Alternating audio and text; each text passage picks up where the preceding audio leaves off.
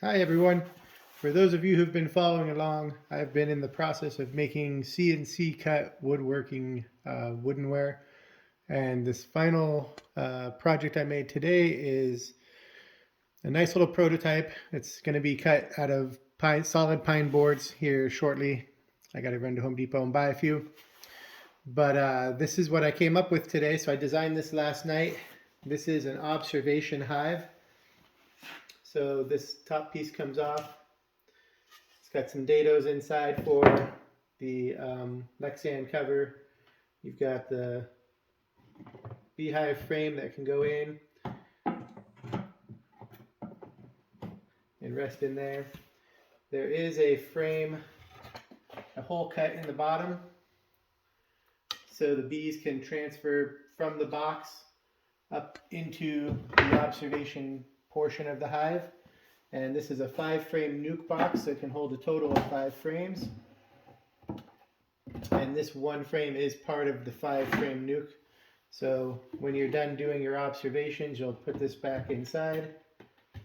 And you can put on a traditional lid, or you can remain with the observation portion where the bees will go up and possibly build some wild comb, which would be pretty cool. It will require some hardware, which I do not have on here. This is just the CNC cut files that I finished. So I'm going to have some clasps on here and a clasp on the top as well, so that when you put this on, it'll clasp on at the sides, keeping everything nice and secure. I'm working on the finger joint file. This is just a plywood 9 or 5-frame nuke with dados, but I'm working on a finger joint file for that, so when it's made out of pine, it'll all look really nice and pretty. It'll look intentional. That's the goal. And the next item I have, I'm also pretty excited about. I'll show that here in just a second. All right, so this next file is also CNC cut woodenware for beehives. This is a swarm trap, and I'm really excited about this one because it's kind of a dual purpose for me.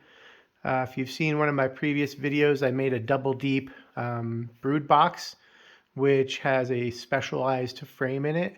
And that frame will also fit in this swarm trap. So if I catch a swarm, I'll be able to hive those bees directly into one of my new boxes. I've got stainless steel screws that'll hold the top down when this is up in a tree or on a fence post, depending on where I'm going to put it. Most of my swarms last year landed on a fence post on my property. So there's an entrance here, which is a nice little honeycomb shape. Thought that'd be kind of cute. I left this bar down the center so that it'll hopefully prevent birds and bats from getting in the swarm trap. And then when you're ready to close this swarm up in the evening time, you just swing this door over, screw in that stainless steel screw if you need it to be extra secure. And this bracket on the back is also cut with the CNC, hangs up on the tree with either a nail or a frame or a swarm trap hanger, which is a ratchet strap with a metal bar that will go inside here and hook on. So this is that specialized frame I talked about. I made these on the CNC also. So the CNC file basically cuts all the dados, all the whole entire thing, and then you glue it together. I put in some old frames that already had some honeycomb in them just for a good example of what it's going to look like. And also this is what I would use in a swarm trap situation so that the bees have someplace to start working. And then I have some empties here that I need to put some wire. I'm going to put some wire supports across, and they're going to build their own specialized honeycomb the way they want it. Then these will transfer directly into my large nuke box that I made, my double deep nuke box. So it's really excited about this whole process. This can also be used with regular deep frames. It does not have to be these large deeps. Regular deeps will work in there, and then you'll be able to transfer those right into your regular 10-frame boxes as well.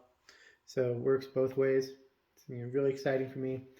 You can see the dog ears here are pretty large. My 1/8 inch bit broke, and those were really small and clean looking. So this is all done with a 1/4 inch bit, which just happens to be something I have a lot of. So even if I break it, I can keep going. So I have files for both the 1/8 inch and the 1/4 inch roundover dog ears on my Etsy store. So if you're interested in any of these files, please go swing by and check out the Etsy shop. And I'm going to be putting on a whole bunch more CNC cut products here, just a few every week. So that's my goal. Work away and design new stuff, design things that I see aren't available on CNC files. And if you've got your own machine, then you can knock these things out pretty quickly. With a 1/4 inch bit, I think this whole entire file took about 36 minutes to cut. And again, I'm pretty conservative with some of my settings. And I'm using a machine where I don't get to make the tool paths. So it defines its own tool paths, which some of them are not the best.